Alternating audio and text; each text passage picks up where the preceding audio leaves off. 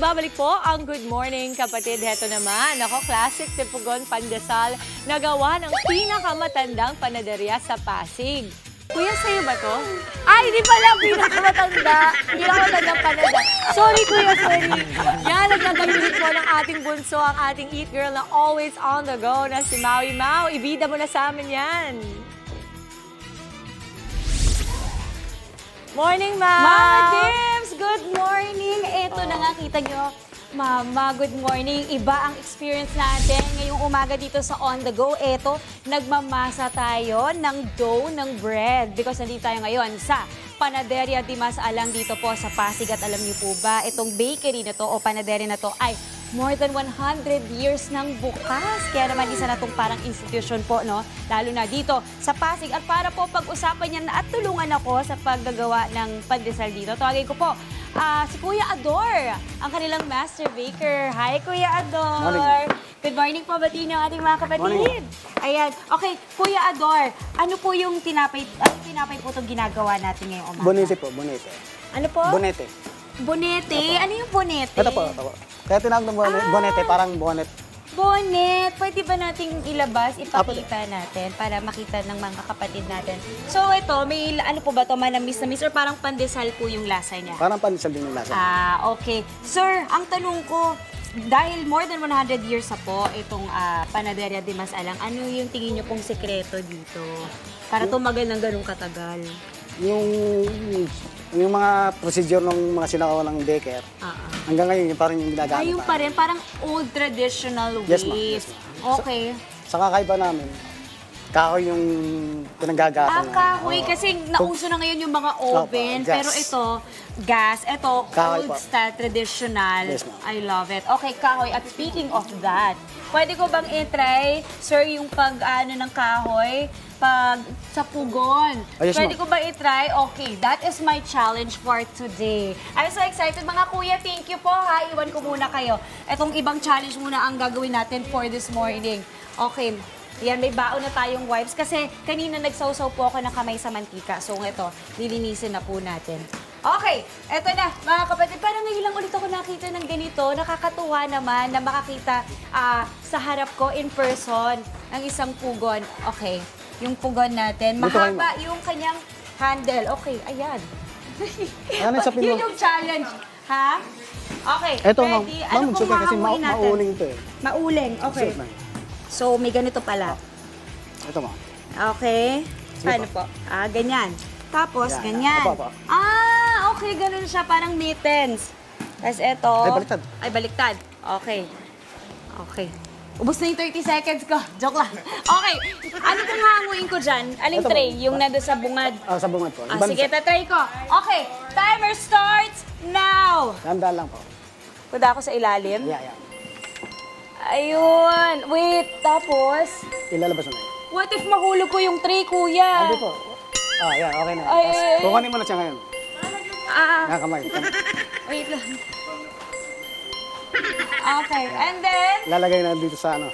dito, ay wait, mali pa yung pinaglagyan ko. Wait! 5, 4, 3, 2, 1. Okay, pasok. Pwede? Okay, what do you say, kuya? Pasok sa oras? Okay, pasok na. Thank you, kuya. Yes! Finally! Meron akong challenge na natapos. Ayan. Okay, dahil nakakuha na tayo ng pandesal now, it is my favorite part. Tikiman time po. Awesome. Tara po, sir. Dito tayo. Kuya Ador.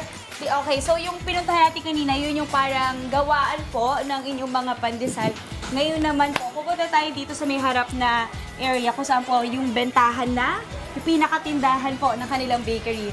Wow! May mga egg pie and queimada. Gusto ko naman nagtatrabaho dito. Kukuha ako habang dumadaan dito. Ayan na. Yeah, Ayan titingin na daw po. sila. Mga kapatid, meron ng mga customer na talagang nakapila po dito. At eto na, titikim na po ako. Hi, ma'am! Good morning! Ayan, ready na po sila. Okay. Ay, ito yung bonete. Ang itatry ko muna yung bonete po, mga kapatid, kasi ito yung kaninang minamasa natin. Manamis-namis. Yung parang yung tarising konting-konti lang. Yung parang okay na to pang terno sa mga kape. Kape, Nilalagyan ba ng palaman to? Pwede yung Kuya butter. Ador? Butter pa. Butter yung masarap. Okay. Yung boneta, magkano po yan, Kuya Ador? 3 lang po. 3 piso po. 30 piso isa. Opo. Okay. Same lang pandesal. Same lang, okay. At speaking of pandesal, ito na po.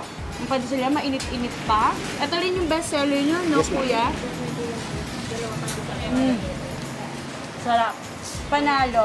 Alam mo, tayong mga Pinoy po na talagang pandesal and mga bread, parte na talaga to ng ating almusal at ng buhay. Merienda, lunch, breakfast, pwede kahit na gabi pwede kainin, diba? Okay, Kuya Ador, saan ba kayo mahanap at paano sa mga gustong puntahan yung bakery na talagang 100 years, more than 100 years na po nandito? Saan Pwede kayo ko kayo kapitan? pumunta dito sa Pasig. Ito A, Mabini Street, Kapasigan, Pasig City. Okay, Facebook, meron kayo? Hindi ko tanda yung Facebook nila.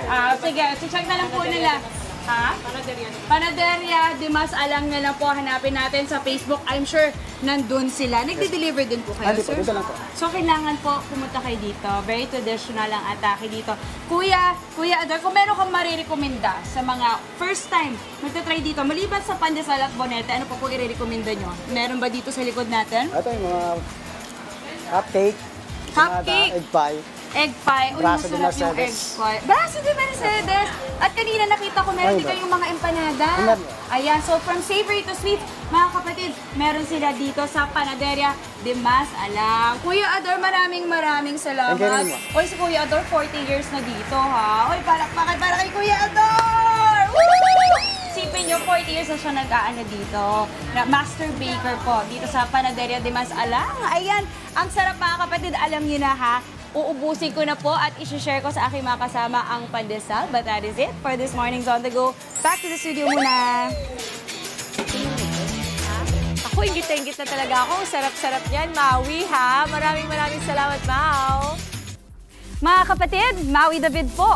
Para laging updated sa viral food spots at unique destinations, mag-follow at subscribe na sa social media pages ng News 5.